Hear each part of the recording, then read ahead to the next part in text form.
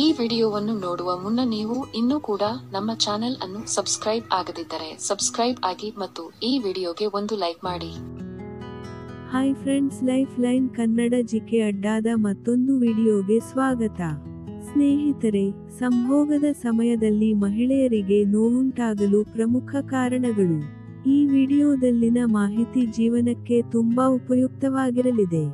ಹೀಗಾಗಿ ಯಾರೂ ಕೂಡ ವಿಡಿಯೋವನ್ನು ಸ್ಕಿಪ್ ಮಾಡದೆ ಸಂಪೂರ್ಣವಾಗಿ ನೋಡಿ. ಸ್ನೇಹಿತರೆ, ಸಂಭೋಗದ ಸಮಯದಲ್ಲಿ ನೋವು ಹಲವಾರು ಕಾರಣಗಳಿಂದ ಉಂಟಾಗಬಹುದು. ಅದಕ್ಕೆ ಕೆಲವು ಮುಖ್ಯ ಕಾರಣಗಳು ಇವು ಆಗಿರಬಹುದು. ಅದರಲ್ಲಿ ಮೊದಲನೆಯದು ಒಣ ಸಂಭೋಗ. ಲೈಂಗಿಕ ಸಂಭೋಗದ ಸಮಯದಲ್ಲಿ ಅಸ್ವಸ್ಥತೆಯನ್ನು ಅನುಭವಿಸಲು ಇದು ಸಾಮಾನ್ಯ ಕಾರಣಗಳಲ್ಲಿ ಒಂದಾಗಿದೆ, ಏಕೆಂದರೆ ಸಂಭೋಗವು ಸುಡುವ ಅಥವಾ ತುರಿಕೆ ಸಂವೇದನೆಯನ್ನು ತರಬಹುದು.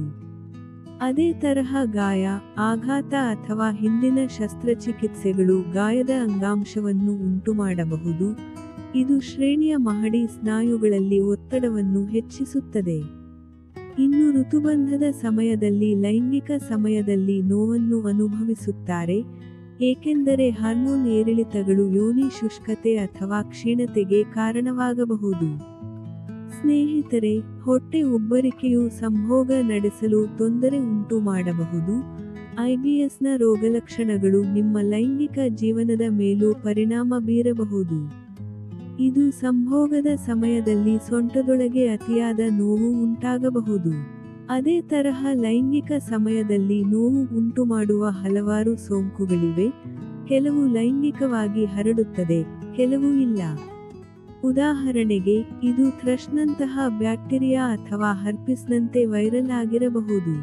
ಸ್ನೇಹಿತರೆ, ಇನ್ನು ಕೆಲವೊಮ್ಮೆ ಯೋನಿಯ ಗ್ರಂಥಿಗಳು ಉರಿಯಬಹುದು ಮತ್ತು ಕೋಮಲವಾಗಬಹುದು.